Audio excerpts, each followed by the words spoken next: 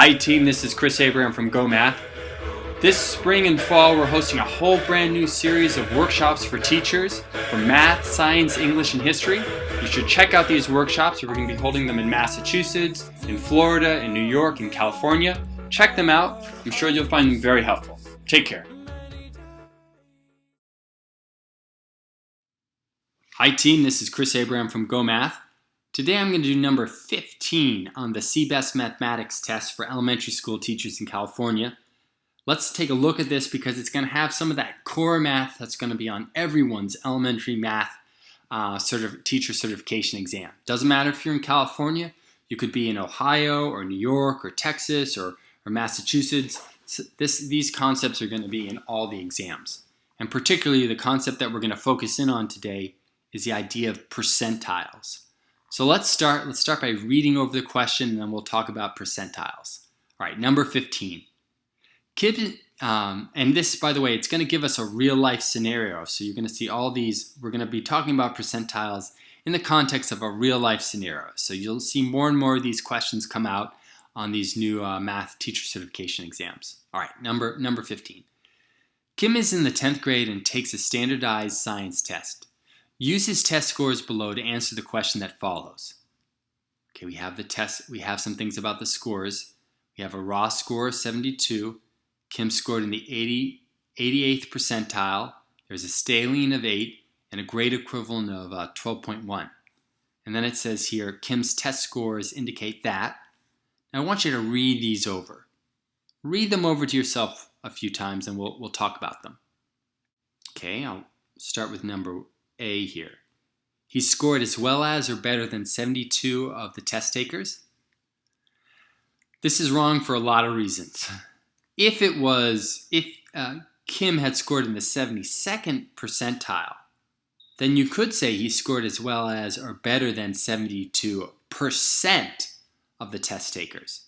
But it doesn't have those components. First, he didn't score in the 72nd percentile, and this question here doesn't have that percent. So that's wrong. That's not correct. B, 28 of the test takers scored better than he did. Well, if he had scored in the 72nd percentile, then you could say 28% of the test takers scored better than he did. But again, he didn't score in the 72nd percentile, he scored in the 88th percentile. So we cross out B. C, he would have performed adequately in a 12th grade science class.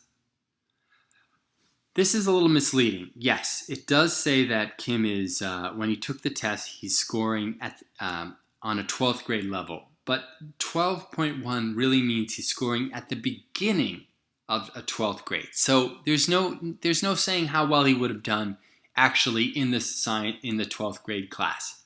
This could have been an exam at the end of his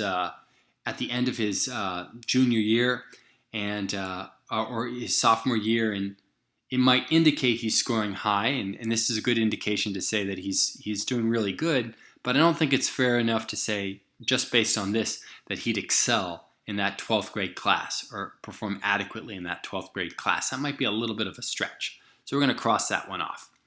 Let's look at D. Now, D is the one that we want to focus on. It's the correct answer, but let's read it over. He scored as well as or better than 80% of the test takers. This is true.